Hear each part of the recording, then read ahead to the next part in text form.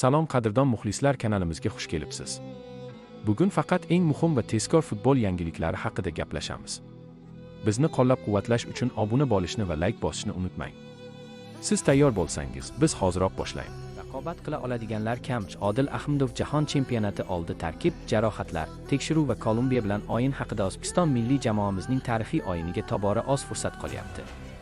Endilikda Nyu-Yorkdan Atlantagacha qochib o'tgan vakillarimiz bevosita mundialning ilk turidagi raqibimiz Kolumbiyaga qarshi o'yinga tayyorlanishmoqda. OFA rahbariyati ham milliy jamoamiz bilan birga, jumladan OFA vitse-prezidenti Odil Ahmedov ham. Tribuna uz jurnalisti Ahmedov bilan bo'plandi. Avvalo, milliy jamoamiz tarixiy o'yinlar arafasida turibdi va mundial ostonasida. Sizlar ham AQShda siz va bosh jamoamiz bilan birgasizlar. Avvalo, kayfiyat, tayyorgarlik, u yerdagi muhit borasida to'xtalib o'tsangiz, futbolchilarning kayfiyati a'lo darajada. Chunki bu jahon chempionati. Shuning uchun ularni ruhiy tarafdan ortiqcha tayyorlash ham shart emas. Hamma bilib turibdi, muhit juda ham yaxshi. Jahon chempionatini kayfiyati ta'sir qilayotgani shundoq bilinib turibdi. Milliy jamoamizni Niderlandiyaga munosib qarshilik ko'rsatganini ko'rdik. Bevosita bahsni o'sha yerdan kuzatgan mutaxassis sifatida ushbu bellashuv borasidagi xulosalaringiz qanday bo'ldi? Niderlandiya juda yaxshi va kuchli raqib. O'yinchilari ham kuchli. Baribir klass bo'yicha qayerdadir ustunligi bilinib turdi. Lekin bu futbol va o'yinni o'zinglar ham ko'rdinglar. Oxirida gol ham urishga erishdik. Afsuski, so'nggi daqiqada tushunmovchilik evaziga yana penalti qo'yildi. Jahon chempionatida ham xuddi shunaqa o'yin kutishimiz mumkin.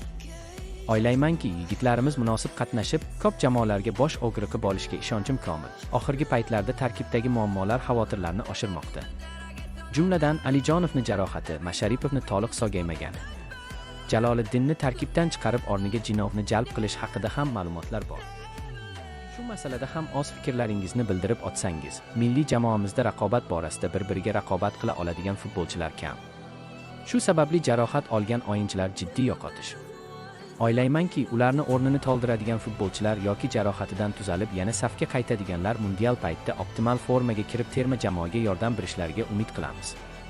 Niderlandiyaga qarshi o'yin oldidan milliy jamoamizni tekshirish jarayoni aks etgan video dunyoga tarqaldi. Ushbu holat bo'yicha fikringiz qanday? Jahon chempionati AQShda bo'layotgani uchun juda jiddiy qarashyapti. Tekshiruvlar ham jiddiy bo'lyapti. O'ylaymanki, bu futbolchilar, muxlislar va futbolga aloqador bo'lganlarning xavfsizligini ta'minlash uchun qilinayotgan ish. Men shunaqa deb bildim.